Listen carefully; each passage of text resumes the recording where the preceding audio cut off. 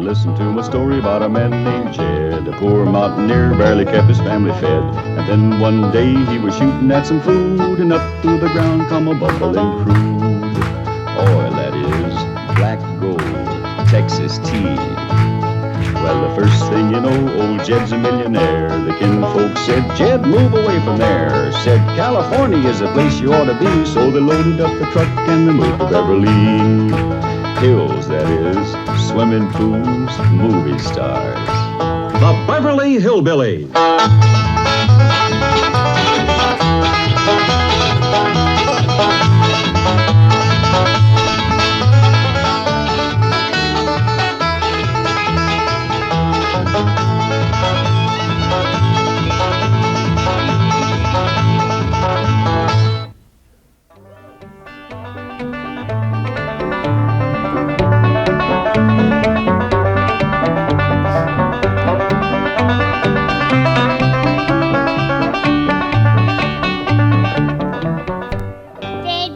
Just got to do something about that youngin' of yours. How'd that happen? Fighting with a bobcat. Get hurt? I reckon so. Went limping off on 3 legs. I swear I don't know what I'm gonna do with that girl. Well, the first thing to do is to get her into a dress. She's getting too old to be wearing men's studs. Looky here. Pop the buttons off her shirt again. Ellie Mae carries herself right proud, with her shoulders throwed back. It ain't her shoulders popping these buttons.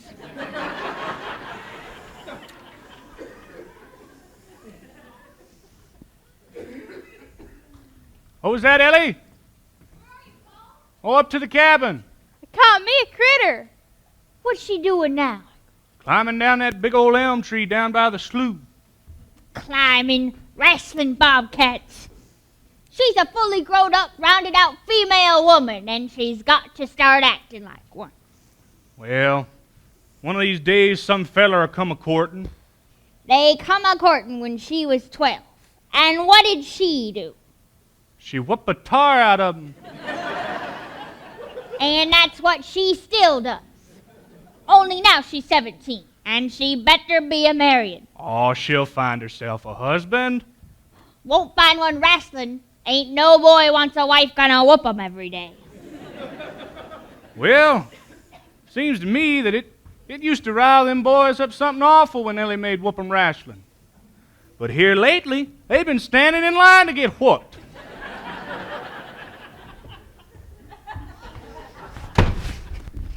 Howdy, Paul. What you got there? A stranger? Where'd you get him? Banged him with a rock. What for? So he'd be easier to tote. He was skulking down by the slough with another one. Same kind? No, the other one had a fancy city suit and a leather satchel. Well, when I tried to beat him, he put the satchel on his head and run. Sorry I missed him. They'd have made a nice pair. Ellie Mae, you can't keep him. But I caught him. Ellie Mae, you can't keep people like A's a cat or a dog. Well, I had me cats and dogs. I never had me a stranger. Well, look at him, Granny. He's kind of cute.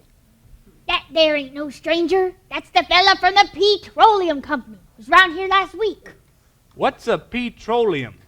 I don't know. Asked me could he do some wildcatting down by the slough. I says, help yourself. We're glad to get rid of the critters. What'd he say? He just kind of laughed. Lives on him, ain't no wildcats in that slough. Heck no. It's too full of oil. Well, he come back about an hour later talking all crazy. Like what? He asked me for I forget what he called it, but he said it was a box on the wall you can talk into and they hear you in Oklahoma. Poor feller's plumb out of his head. Then he asked for the nearest airfield. And when I told him I couldn't recollect no field sitting up in the air, he said the craziest stuff. What? Said he was gonna fly to Tulsa. Now you know that boy ain't got wings. It's a bad thing too, Ellie. Being in one of God's critters that ain't right in the head to start with. What happened? Where am I? This here's the Clampett place. I'm right sorry, stranger. I'd have beamed you if I'd known you was crazy. All right, get him away from me. I never saw a guy could pitch a rock like that. What is he, the Mountain Mickey Mantle? See? Tetched. Well, I ain't no guy, but thank you just the same. That's a girl. That's a girl. Turner! Are you in here? Ah! I take it you're the owner. John Brewster, Chief Counsel for Midland Oil. Well, I'm Jed Clampett. This is my daughter Ellie Mae and Granny Moses. Not the Granny Moses who paints primitives. Well, I whitewashed hers a time or two. Mr. Clampett, my company is very prepared to make a generous offer for your land. Sell our home? Well, you can keep the house, if that's what this is. But we just want the swamp. Why, we'll raise so many derricks down there. Mr. Brewster, I gotta be honest with you. You couldn't raise turnips down there.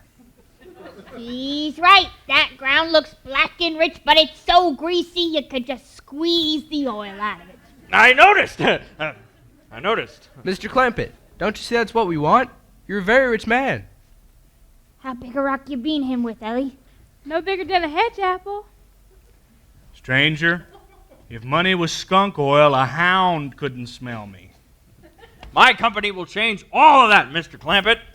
Why, just sign this contract here, and you'll be rich beyond all your wildest dreams. Don't sign nothing, Jed. My old Uncle Ferdinand Sloat, once he signed a paper, next thing he knowed, he was running up a hill in Cuba behind that fella with the mustache, yelling, "Charge!" What is that awful noise? Oh, that's just Cousin Pearl and Jethro, the old truck. Grab something to hold on to. They're headed right for us. Jethro, you quit pointing that truck at my cabin and slow down! I'm a-trying. I'm a-dragging both my feet. Ah! Oh, I can't look.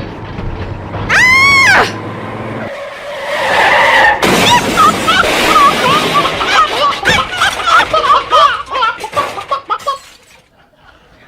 Did they hit us? No, but you should have seen the chicken houses sailing across the yard. It looked like a fallen star dribbling chicken mash. Jethro, you just pick up that chicken house and put it back where it belongs. Well, Granny, maybe the chickens like it better to the other side. Chickens like a change now and then, too. You reckon that was a fitting thing to do? Oh, aye, Mr. Clampett. You'll never regret it. But just by signing that paper, you're a millionaire. Congratulations, sir. Come on, Turner.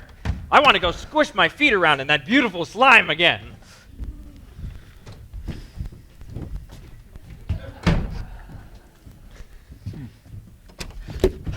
Sorry about your chicken coop, Jed, but nobody got hurt. Jed, I saw that duded up city fella toting a satchel coming over here, so naturally I came a-running. You never trust a fella toting a satchel. They'll slicker you every time. Oh, that was just Mr. Brewster, the chief counsel of Midland Oil. Counsel? That's a fancy name for a lawyer. Them's the worst kind. They go to school and study how to slicker you. Granny said he wants to buy the old swamp. You didn't sign nothing, did you? Well, yeah, I guess I did. How much they gonna pay you for it? Oh, Pearl, you knew that old swamp ain't good for nothing. Ooh, Jed Clampett, you've gotten slickered, and you're ashamed to admit it. I told him don't sign no paper. My cousin Hubert Quagmire lived over to the Tennessee Valley.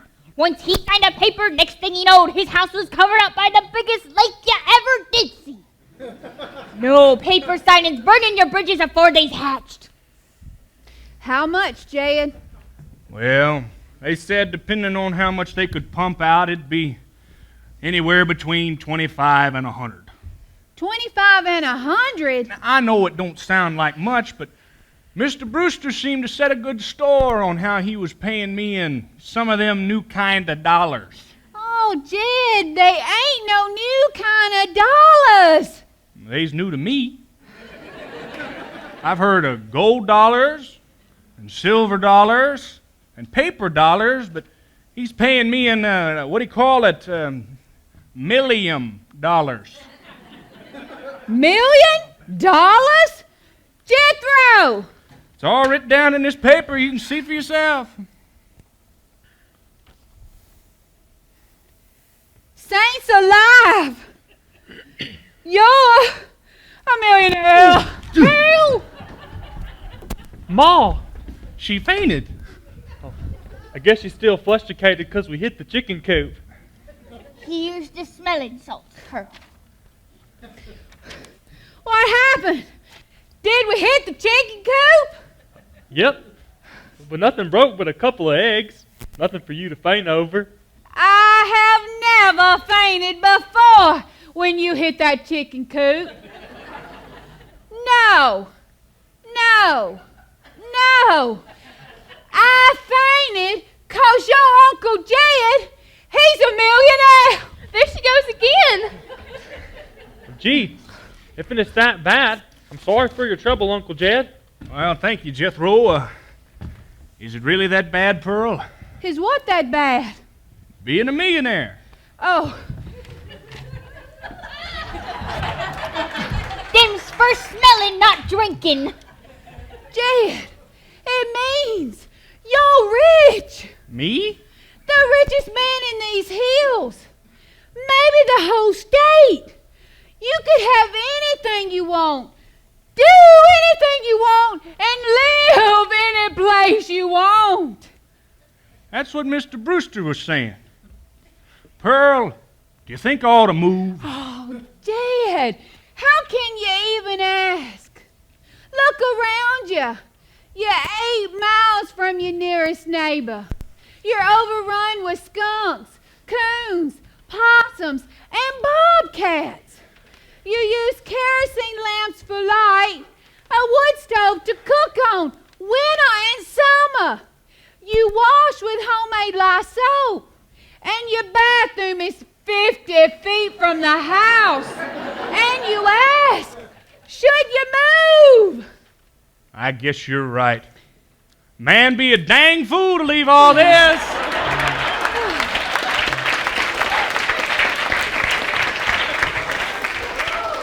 Hey, look at there. A stranger out by the pig pen. I'm going to get him. You can't have him, Jethro. He's mine. Don't belong to neither one of you. Jethro, put that rock down. Oh, darn, one of them foreigners gonna think of our manners. You can't have him, Jethro. He's mine. He ain't neither. Is too. Ain't. Is. You want to wrestle? Darn tootin'. That's enough. Cut it out before I want both of you. I could have whooped you. Couldn't. Could. Couldn't. Ellie Mae, you're getting too big to be wrestling with boys. You gotta start fixing yourself up nice and mending your manners and wearing dresses. Well, Paul, folks would call me a sissy. Well, it ain't sissy for girls to act like girls. Ellie, I reckon every man wants a son, and you's my only young'un. And after your ma passed, well, it wasn't right, but I sort of turned you into a boy. And then by the time your granny came along to help out, you was already too wild to tame. But it ain't fitting. Nature made you a girl.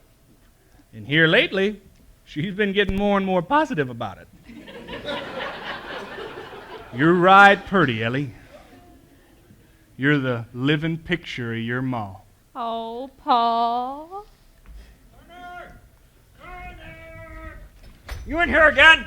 Ah, he is. What happened? You can't have him. He's mine. I caught him fair and square. What? He's out again. Somebody do something. Help him. Can't do nothing. Pearl drank up all my smelling salts. That girl got me again? Nope, this one got you this time. We sure do girl power for girls up in these hills. You shouldn't have ought to done that, Jethro. You got to start minding your manners too. You mean I gotta start fixing myself up and wearing dresses like Ellie Mae? Oh, Jethro! Jed, you will never polish Ellie Mae up less than you move her somewhere where they know how to girlify a tomboy like her.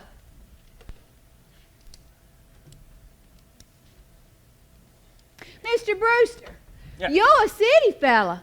Don't you think you ought to move? Well, he could certainly afford to live in the lap of luxury now. Why, you could move from this pig pen to a palace. The pig pen's out back. You can tell this one's the house because it's got the curtains. And I know just the place I'd move if I was you. Where? California. Horse feathers. If the good Lord had wanted me in California, he'd have put me in California. Well, maybe he's just getting around to it. The book says he moves in mysterious ways. Well, if he moves me, I'll go. But you and Pearl ain't a budging me. And I know just the place in California. Beverly Hills. Ha! What they got in Beverly Hills, they ain't got right here. Millionaires. It's full of millionaires. Folks like me? Well, millionaires. And movie stars. And what? Movie stars. Remember how we used to go over to the show in Eureka Falls and we'd see Mary Pickford in all her curls? Why, I bet she still lives there. She might even come and visit you. I can visit with Winona Clapsaddle. Lives right over the creek and she's got curls just as good as anyone. You'd like it there, Granny. It don't get cold. What don't get cold? Nothing. They don't have snow or ice. Well, if they's all so rich, can't they tote some in? They don't want it. That's why it'd be good for Granny. Remember how last winter she slipped on the ice and broke her hip? I was limping for 2 days. Granny'd sure like it there. And Ellie Mae, she could get a fine education. Grow up. More ladylike. Well, would I wear dresses like them city girls and put powder on my face and get my hair done up at one of them beauty parlors? Well, sure you will. Then I ain't going. It'd be good for Ellie. Granny, you's just saying yourself. I could be. And Jethro could drive you out in my truck. Oh, we couldn't let him do that, Pearl. Oh, Jed, we's kin folks. What's mine is yours, and what's yours is... But it ain't right for Jethro to be missing school. Oh, it's all right, Uncle Jed. They ain't strict in the 6th grade. The 6th grade? That heavyweight in the 6th grade? Yep, I go to Oxford. Oxford? Yep, that big yellow bus comes and totes me all the way over Mulehole Creek to Oxford every morning. Oh. You've always been so good to us, Jed. I'd be right mean if I didn't loan you Jethro and my truck. And I could come out to Beverly Hills and visit. And ride back with Jethro. Did I tell you about them oranges that grow out there? I reckon maybe moving's a good notion for Ellie Mae's sake. But is Beverly Hills the only place? Where do you live, Mr. Brewster? Tulsa. Well, maybe you could find us a place in your neighborhood. That way we know some neighbors. No. Tulsa is a hotbed for tomboys. You'd hate it there. Beverly Hills is the place for you. Well, your word's good enough for me. Ellie, go pack your duds. So if we's a-going, they say a quick change is the easiest. Yes, Paul. Then it's settled? You're moving to Beverly Hills? I reckon so. And you'll take Jethro? Well, of course we will. Oh! Well, don't you want us to? Sure I do. I'm just worried about them city girls is all. Jethro, he's such a fine-looking boy. Such charm and sex appeal.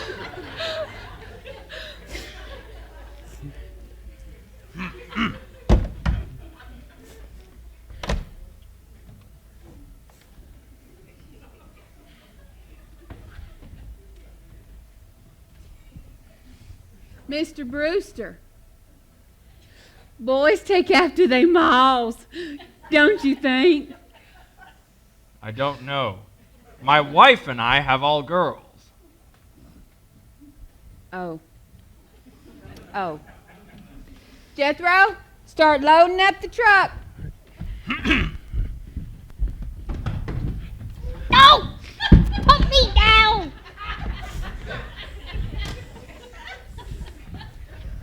How are we gonna find us a cabin in Beverly Hills? Ah, I have a friend. His name is Milburn Drysdale. I'm sure that he's a bank owner of a big bank, a president of a big bank down there. I'm sure he'll take care of you if you put your account into his bank. While I'm at it, I put my money there too.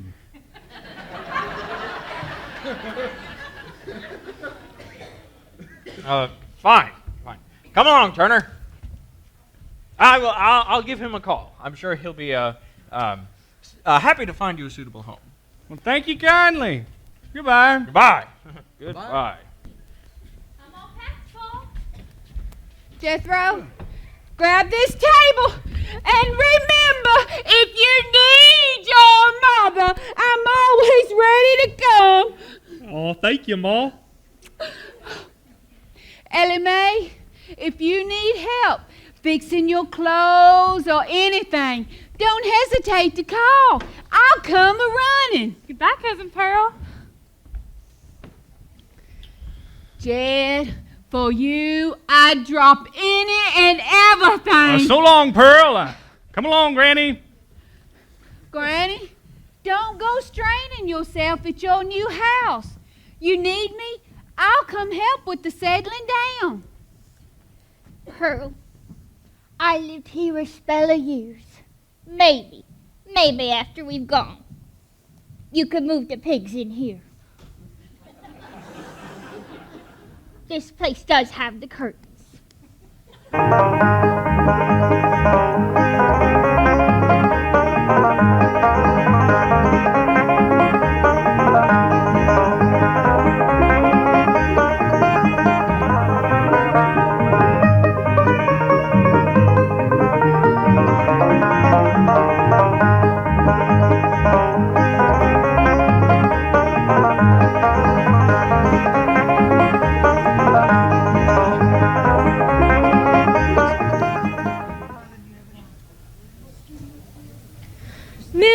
Drysdale, I simply don't understand you. Purchasing the estate directly next to ours for a family you don't even know.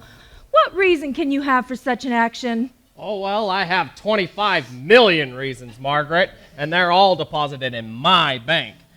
Jed Clampett's account raises my bank to third in capital assets in the state.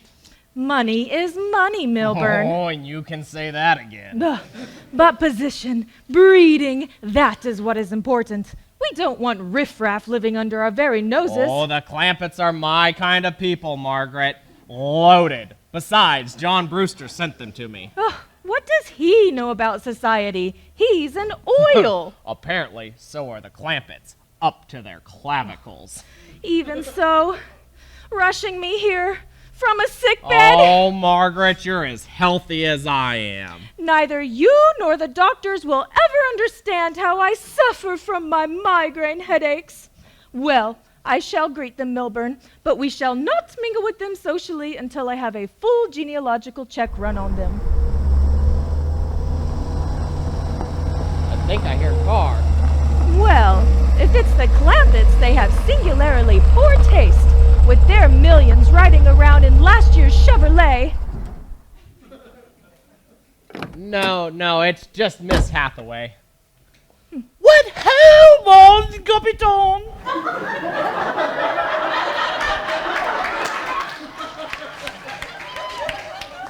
Oh, Mrs. Drysdale, the captain's lady.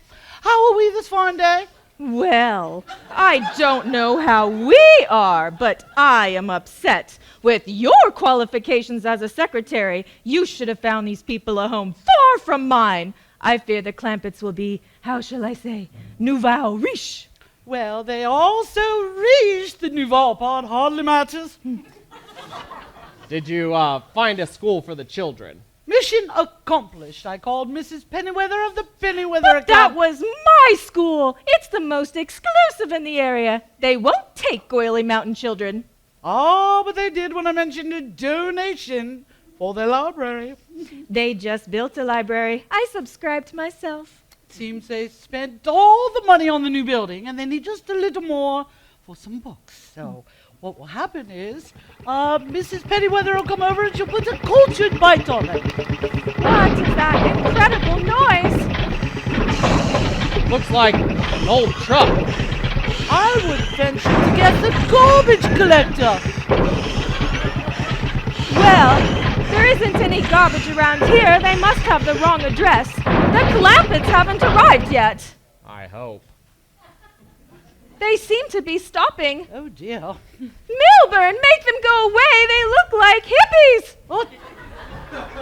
Actually, gypsies! Howdy, I'm Jed Clampett. Clampett? This is my daughter Ellie Mae and my mother-in-law Granny Moses. Well, we're the Drysdales, and this is Miss Hathaway. Milburn, I'm about to have a migraine. Quick, get some boiling water! No, I'm going home. I must be alone.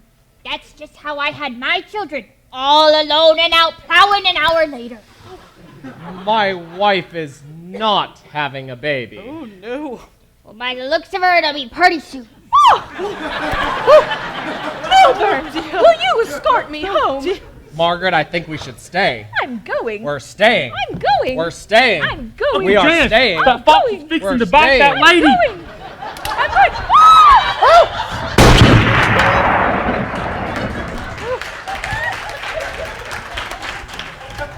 Milburn!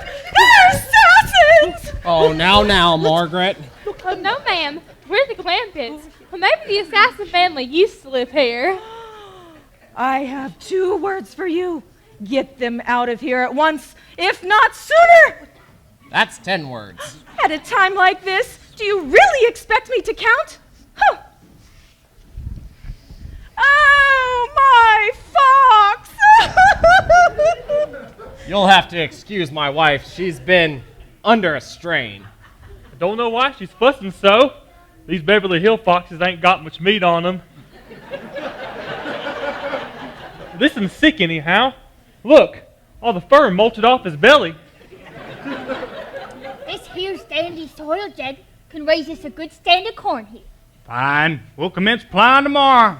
You can't raise corn here. Oh, don't worry. If Granny says the soil's good, the soil's good. But this is Beverly Hills. Dirt is dirt. No, what I mean is, why don't we just take a look inside? Right this way. Ain't that a city feller for you? Thinks you can grow corn inside?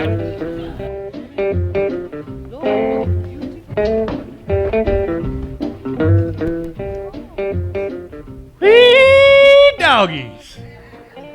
Uncle Jed, this here's the biggest bunch of indoors I ever did see. Not what you'd call cozy. That table looks so spindly you couldn't set a meal on it. This is an antique pier table. It once was in Versailles. Why, just think, Marie Antoinette once brushed past this table on her way to a fancy dress ball. Napoleon may have even placed his hat upon it. Louis XIV may have even stubbed his toe against it. Mr. Drysdale, we're just plain folks. We don't mind some things being secondhand.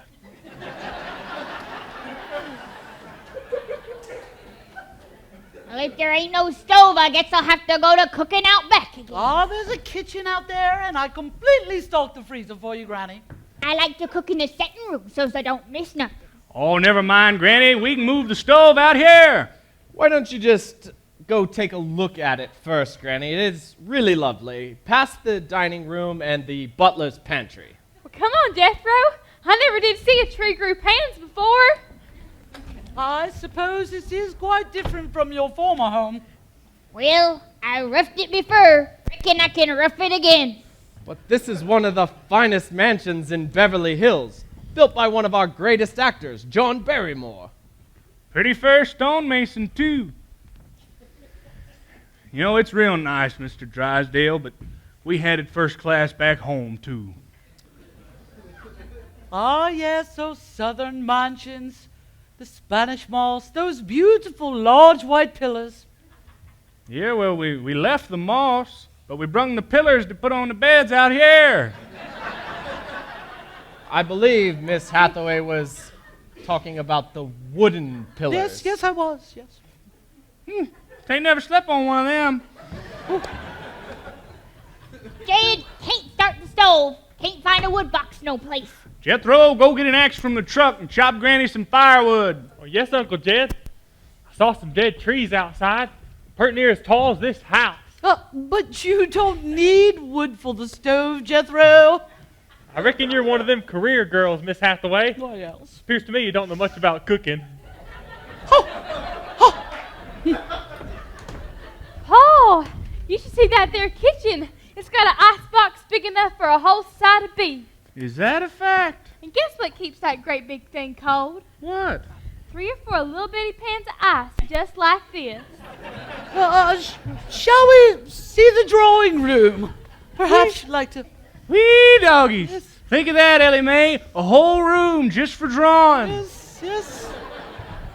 Crayolas. Well, mon capitan, I'm not sure that the Clampetts are ready for Beverly Hills, but I'm quite certain that Beverly Hills is not ready for the Clampetts. As usual, Miss Hathaway, you've put your finger on the crooks of this whole grisly mess. And the first person to petition to remove them will be my wife. Well, I'm sure your wife will see that underneath the Clampetts' rough exterior, they're basically fine people. And, they are fine people, yes, indeed. Well, you know, my wife once was engaged to a Rockefeller, and she called it off with him because he ate his salad with a cake fork. But nothing. I'm going to either lose my wife or my largest depositor. I have to choose. Well, there's only one choice you can make then. Exactly. But how do I let Margaret know? We're through. Mr. Drysdale, you're not serious, are you? No, of course not. That's what makes this so difficult. I love my wife. Well, as we used to say at Vassar, les amours multiplient. Love will find a way. Well, did love find a way to you at Vassar, Miss Hathaway? Oh, no. Well, then shut your well-educated mouth and start thinking some more practical solutions. Hello? Ready to come out, Chad? Oh. Hello? Oh, young man, is this the Clampetts? No, ma'am. It's their house. Was that their gardener, Mother? I don't know, Percy, dear. He was awfully muscular, Mrs. Pennyweather. That looked like a bunch of chopped-up telephone poles he was carrying. Granny, I got the firewood. Uncle Jed, them dead trees was all trimmed and strung together with black rope, so that no matter which one you cut, the others kept it from falling over. Can't find a pump in the kitchen. Don't see no well, no creek. Fancy place ain't got no water, Jed. There's a cement pond out behind them bushes yonder, Granny. Powerful for peace to have to haul water to the house. You don't need to haul water to the house, dear lady. Now, looky here, stranger. I don't care how folks lives in Beverly Hills, but us Clampetts is going right on taking baths. Come on, Jethro. Shall we see the upstairs? Go on upstairs. Well, Paul, there's a whole nother house up here. Well, this is obviously their home. Quite suitable. An appropriate setting for Pennyweather Academy students. Judging by the size, the Clampetts must be very wealthy, Mother. Exactly. I have kept Pennyweather Academy the finest school in Beverly Hills by restricting my students to the brilliant or rich. But all the students are rich. My standards for brilliance are very high, Gloria. Now, while our new library is the finest in the state architecturally, it doesn't have any books. And we know how much books can add to a library, which is why I want you both to do everything you can to make the Clampetts feel like contributing to the atmosphere of our school, no matter how unusual they may seem. Now, shall we go in? With our heads held high. Holding a banner with a strange device. Excelsior! Oh, Percy, we know you're an English teacher. Stop quoting.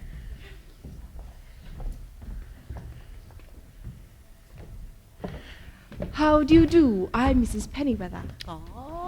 Jane Hathaway, Mr. Drysdale. Charmed, charmed.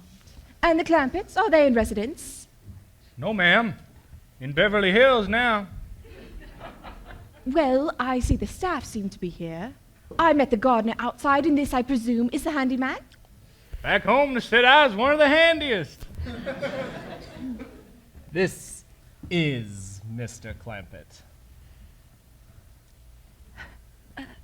Charmed. This is Mr. Clampett, the millionaire. Yes, they're basic people with basic money. Wall to wall. This is Gloria Mundy, the president of the student council, and this is my son, Percy, the English instructor. How do? Now, tell me about your dear children. Well, there's my daughter, Ellie Mae. She's a nice child, but I gotta admit, a mite strong-willed. But if you keep her away from wildcats, she'll be fine. Wildcats? Mother? And then there's my cousin Pearl's boy, Jethro. I don't know how long he's gonna be staying with us, 'cause he's gotta get back to Oxford, where he goes to school regular. Oxford? He attends Oxford University? Well, the school in Oxford. His pa went there, too. Oh, yes, the old school tie. I suppose he went to Eton as a boy. Jethro went to Eton the minute he was born. Of course, as soon as he was born, his father matriculated him. I think that was his ma. Well, no matter. At any rate, he's an Eton man. That he is. In fact, he won the Eton championship. How marvelous! What was he a champion of? Eton? Well, yes, I know, but what was it? Cricket? No, ma'am. I believe it was crawdad. Crawdad? I don't even think Jethro would eat crickets. Oh, but I meant... Oh, and this is the young man himself. Well, I ain't a young man, but I think you're just the same. This here's Ellie Mae. Your daughter? What an interesting courtier you have, my dear. Well, yes, and I can spit 20 feet, too. Welcome the young lady, Percy. Welcome to Pennyweather Academy. Dear. Ellie Mae, where's your manners? Oh, he was aiming to bite my hand. Oh, and this here's Jethro. That is the Oxford student? Stands at the head of his class. Astonishing. No, ma'am. The desk is too small for me to sit down.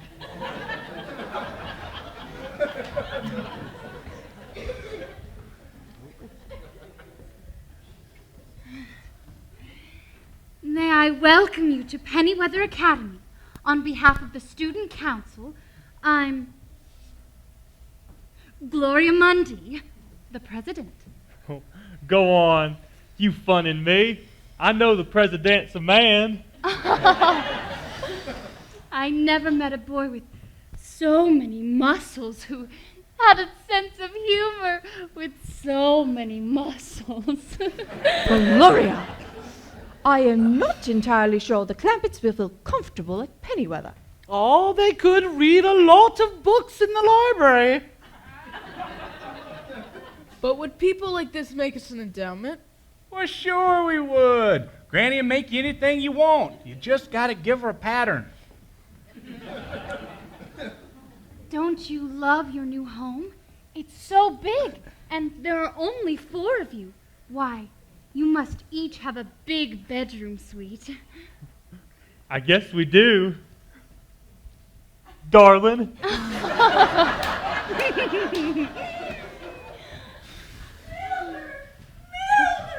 Escape at once! Escape from what? The fire! The fire! I tried to phone, but the phone's gone dead, so I sent the butler for the fire department. What fire? I reckon Granny's got one going. You ought to stay for supper with us. She gonna make a mess of grits and hog jowls. No, I won't. Can't cook nothing here. The meat in this storage bin's all froze solid. I put some dandelion greens in the sink to wrench in the sink at 'em up. And I can't get nothing but smoke from that darn city stove. It don't draw worth a dang.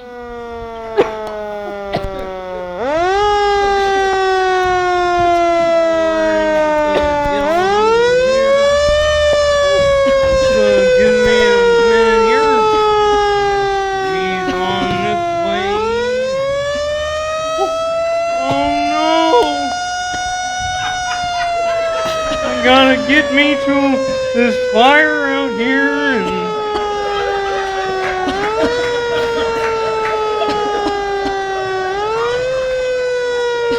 I'm gonna make it on through here. Oh, hi, y'all enjoying your dinner? I'm trying to see. Oh, they're on the first floor. I'll never make it. Well, Granny, ain't this a hometown welcome? Don't worry, I'll save you.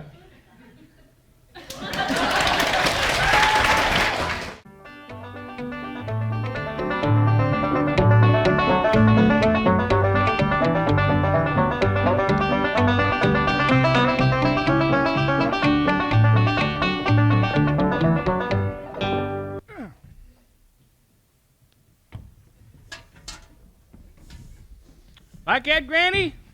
Ha! Beginning to look more home-like, ain't it? Huh! Where are you going? Fishing in the cement pond. I need to figure, and I figure better when I'm fishing. But there ain't no fish in there, Granny. I ain't fishing for fish. I'm fishing for figuring. What kind of figuring you fishing for? I'm fishing for to figure how to get back home. But this is home, Granny. You gotta give it time. A new place takes getting used to. I got used to home all my life. I want to go back. I'm used to it. Can't do nothing here. Can't raise corn. Can't raise chickens or pigs. How come if neighbors don't allow folks to keep animals, this place got such an all-fire fancy stock pen? Well, it turns out, Granny, that there stock pen's what you call a tennis court. What in tarnation is a tennis? I don't rightly know. But one of these days we'll get us a pair and go to raising them. You go to raising them. I'm going back home where I can have a few of the decent things of life, like muskrat shanks and black-eyed peas.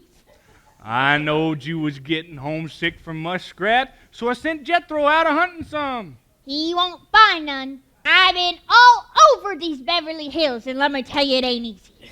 You gotta climb fences, jump over hedges, get around them cement ponds where there's normally a bunch of naked people smearing themselves with oil and yelling at you to get out. This place is full of the laziest, greasiest, unfriendliest mess of people I ever laid eyes on. Oh! Hi, Uncle Jed. Granny? Jethro, put your clothes on! You put some bear grease on you, I couldn't tell you from a native. Us and Gloria and Ellie Mae's are going swimming.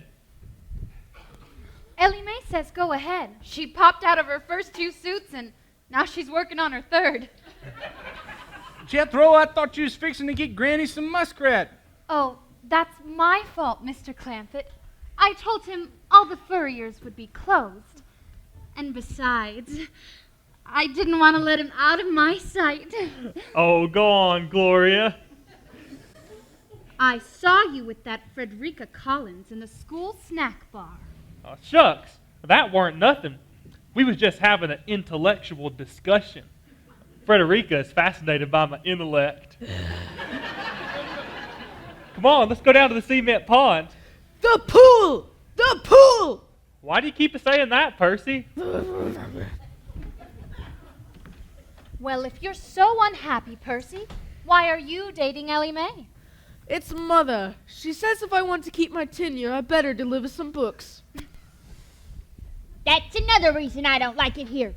Jethro, lollygagging round in no clothes, and his ma's truck, chasing girls, showing off. It's you give that boy the 3 keys to perdition. 3 keys to perdition? Fine clothes, a fancy car, and 50 cents a week. Granny, I thought you'd be glad Jethro's so popular. And Ellie Mae's got a beau, too. And him an English teacher. English teacher. Ha! A real American boy was good enough for her ma and me. We don't go to no school and we ain't met one single person. Ain't one neighbor come a-calling since we moved here. So that's what's ailing you. You gotta remember what Pearl said. This is Beverly Hills, where the movie stars live. What's that got to do with being neighborly? Nothing. I just thought it might sidetrack you. You answer me this. If strangers had moved into that little cabin down the creek from us back home, what would we have done? Why, we'd have gone a-calling and took 'em a mess of pone and a skin possum. Well, has any living person brought us a pone and a skin possum here? Has any living person even come here? Well, there's the fire department. They've been right neighborly, coming in 2-3 times a week. Well, only yesterday when you was out cooking soap. Can't even do that. 'Pears to me folks live around here ain't only greasy, they's filthy. I want to go home. What you doing now? Where's that Gloria? She's a splashing and sunning. I got a dress for tennis. Is a tennis a girl? I ain't raising no girls in that stock pen, Jed. Granny, a tennis is a game. You take this paddle and you bash a white ball across the net. What for? I don't rightly know. Only Frederica Collins is coming to bash the ball back at me. Third, I don't feel like fishing for figuring anymore. That boy's girl crazy, and it's you that'll reap the harvest when the seeds of temptation is trampled by the little foxes. 'Cause as the rod is spared, so's the twig bent. And then that dances has got to pay for casting the first stone.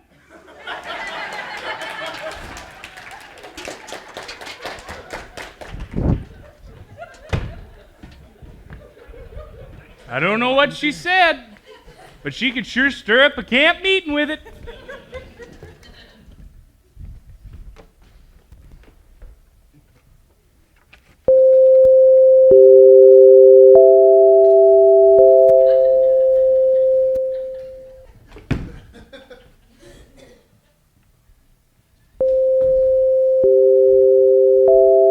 There goes that music.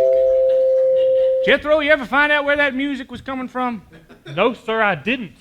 Every time I go looking for it, someone always comes to the door. Yoo-hoo! Be this the Clampett place? Doggone, it never fails. Let's see who it is. Well, howdy, ma'am. Howdy. I reckon y'all don't remember me, do you? Well, you look familiar, but I can't say I place you. Remember the Fetty family that lived back over Possum Ridge? Well, sure. You Jake Fetty's girls? I'm Emmeline. Jethro, you remember them Fetty girls? I sure do. Used to chunk rocks at them. Jethro's growed up some since then. So she. Yeah, come on in. Jethro, where's your manners? Emmeline's tired. Yes, sir, Uncle Jed. Granny, Ellie Mae, come see who's here. Woo! Dad! Jethro done got married! Put her down. I warned you, Jed. I told you this would happen if you let him run loose. But Granny, they just met. It's worse than I thought. How could you marry a stranger? We ain't married, Granny. She's from back home. I bet you don't recognize her. Who don't? I never forget a face. Gertrude Stumpmeyer. No. Isabel Gooch. No. Frida Boggs. Granny. Lawrence Twitty. Granny. And don't tell me. Well, let me just give you a hint. Possum Ridge, Jake and Dora. Course. Dora Ridge. No. Dora Possum. Granny. This here's Jake and Dora Fetty's girl, Emmeline. You didn't have to tell me. I knowed her right off. Welcome, darling. Thank you, Granny. How's your ma and pa and all the youngins? Fine as frog's hair. Jethro, let's get Emmeline settled up in the spare room next to Ellie's. Yes, Uncle Jed? Jethro, put her down. What you said? I meant take her things to the spare room. Oh, now wait. I just come by to make my howdies. I don't aim to put my feet under the table. Hey, looky here. A cuckoo clock. Pa made me fetch that along to wake me up mornings. He said the hotel might not have a rooster. Hotel? Hotel? You're home folks, Emmeline. We ain't gonna let you stay in no hotel. The bus driver said maybe I can get into the YWCA. I wouldn't say no place has to be spelled in mixed company. No, you're staying right here. I sure don't want to be no bother. No bother at all. Ellie, do you recognize this girl? Don't waste your time, Jed. She ain't got my memory for faces. This here's Emmeline Fetty from back home. Howdy, Ellie. My goodness, y'all sure wear short dresses out here. Well, this is a beach jacket, Emmeline. Ellie, you're showing your skimpies. This is a bathing suit. A bathing suit? Gosh, why folks back home still takes a bath with nothing on. Ellie, honey, get Emmeline settled up in the room next to yours, and then you can go swimming. Well, I got a suit you can borrow. Well, after you put your things away, your room's got a beautiful chest with cedar drawers. Cedar drawers? Why, don't you get splinters wearing them?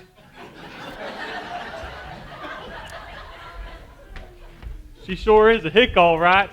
Wims will have to smarten her up fast so she fits in Beverly Hills like the rest of us do.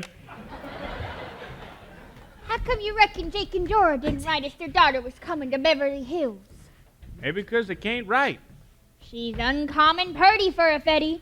The rest of them look like they must have took homely pills. Yeah, you could chunk all them fetties in a crick and skim ugly off for 2 weeks. That's a fact. Excuse me, I'm Frederica Collins. Is Jethro here? Yes, ma'am, he's upstairs.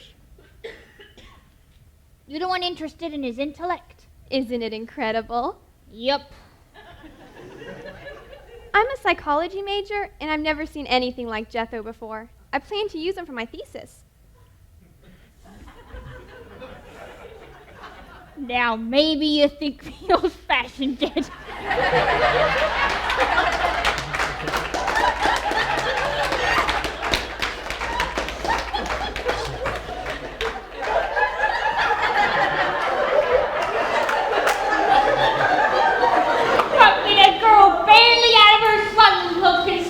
For a respectable woman, it's time for us to get back to the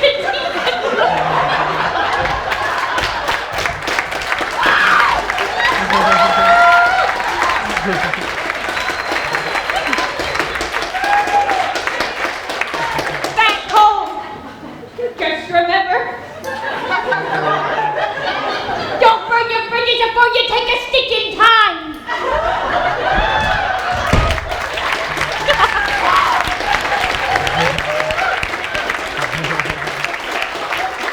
Heavens, this place is a psychological hotbed. I've just got to write that down. Oh, don't mind Granny none. She's a mite off her feed. Jethro! Come down, see who's here. Be right down. Now, tell me, ma'am, how do you find Jethro's mind? Well, I haven't yet. Actually. But I'll keep digging. I'm sure it's down there somewhere. Hiya, Frederica. Ready to bash the ball? Certainly, Jethro. I find physical activity helps to increase his attention span. Sure do. 52 inches round the chest last we measured. While we was walking to the tennis court, maybe we could have another one of our intellectual discussions. Marvelous. What shall we discuss? Literature? Philosophy? The theory of relativity? No, ma'am. I never talk about my kinfolk behind their backs. Afternoon, Mr. Drysdale. Ah, Jethro. Milburn, why? Oh, you know why, Margaret. For the same reason I made Jed Clampett a director at my bank. You know, he's my largest depositor, and we must keep him here. So try to stay interested, neighborly, friendly. I am your wife, Milburn, not an Academy Award-winning actress.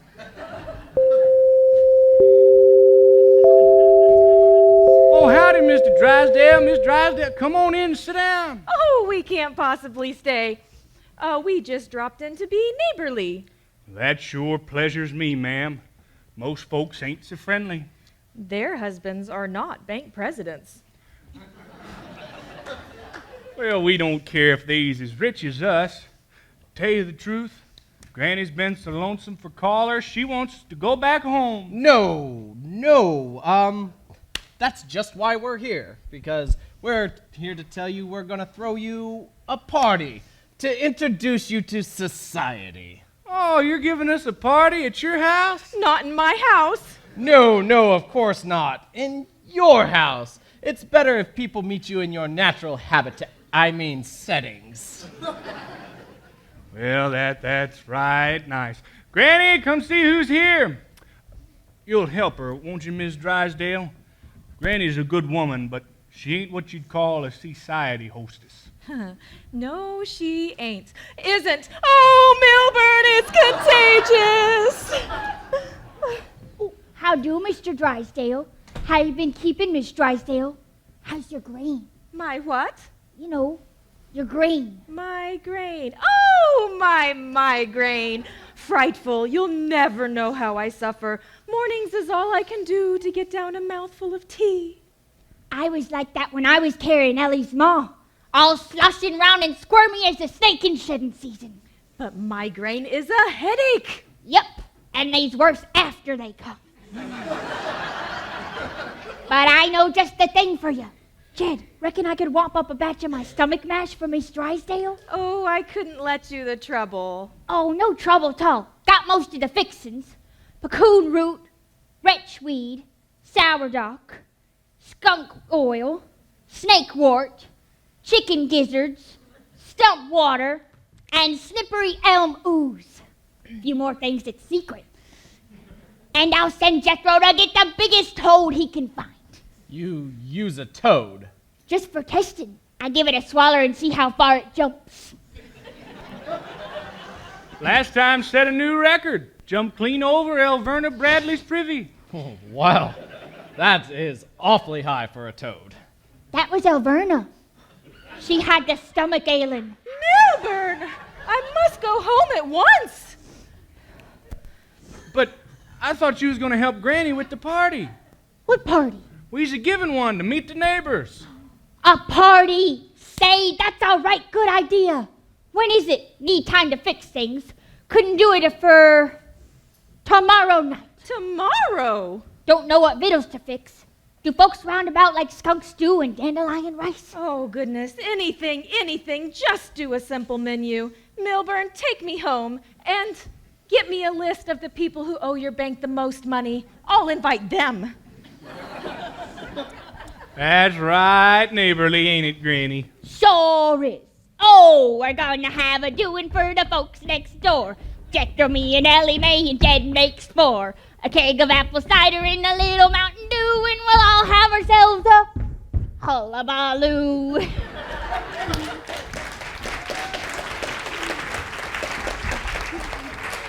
Let's go in the kitchen whilst I figure out what to do with the menu. I wonder, do I fry it or boil it? What we're eating for Devil's Granny. What we're eating for Devil's Granny. We's a starving. What else you got? I'll take another peek in my pot. That's what we eat. That's what...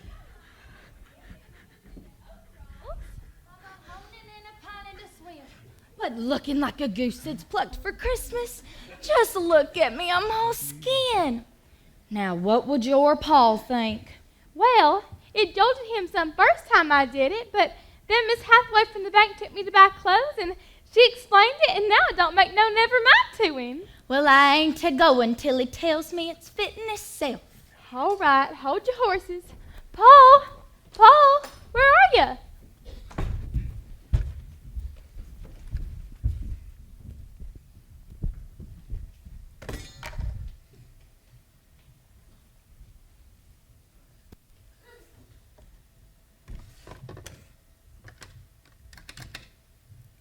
Colonel Foxhall, please.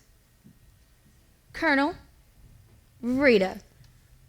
Okay, I'm in Fort Knox. Yes, they fell for it. Hook, line, and spare room. Great job of research you did on that Fetty family. I thought they were something you read in science fiction. Yes, I checked out the cuckoo clock camera and the tape recordings to shake Jed Clampett loose from a cold million. Emmeline, where be you? Oh, Lossie, don't come in. Got a split, Colonel. The rube has just come up the midway. It's just me, Jed Clampett. No, I can't let you see me like this. Just wanted to let you know it's all right to go swimming in a swimming suit. Oh, Mr. Clampett, it's you. Yes, ma'am. Oh, gracious. My bare limbs is a-showing. I'm so ashamed.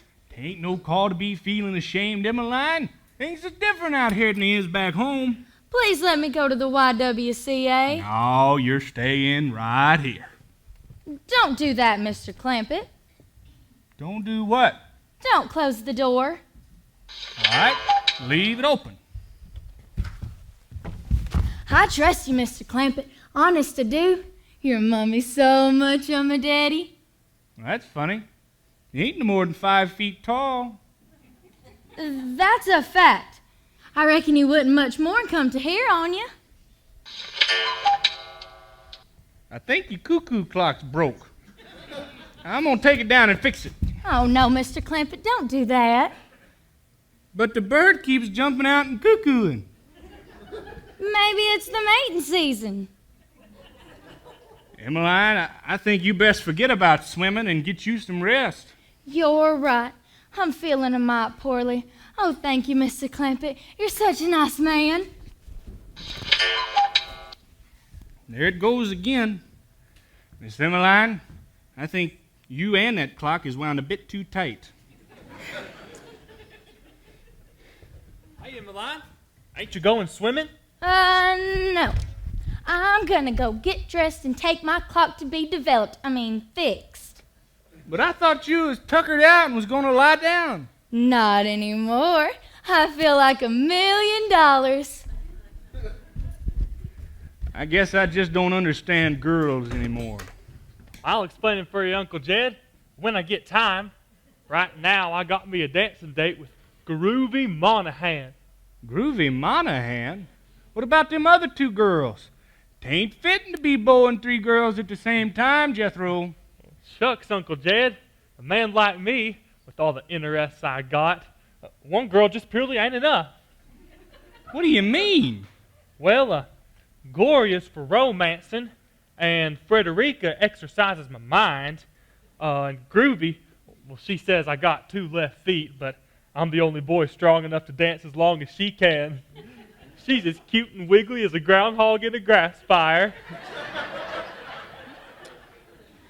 Jethro, boy, just how much do you know about girls? Well, they softer than boys. Yeah. One of these days, you and I is going to have a long talk. That's a good idea. And if anything comes to mind before you do, just ask me and I'll tell you anything you need to know. Yeah. Jethro, could you drive me someplace where I can have my clock fixed? Well, I got me a dancing date, Emmeline. Won't take long. I saw a camera store about 2 miles down the pike. You can't fix a clock at a camera store, you dumb poor country girl. Well, let's just go see. All right, Emmeline. You're pretty, but if you want to fit in here, I'll have to smarten you up so you fit in. That might take a long, long time.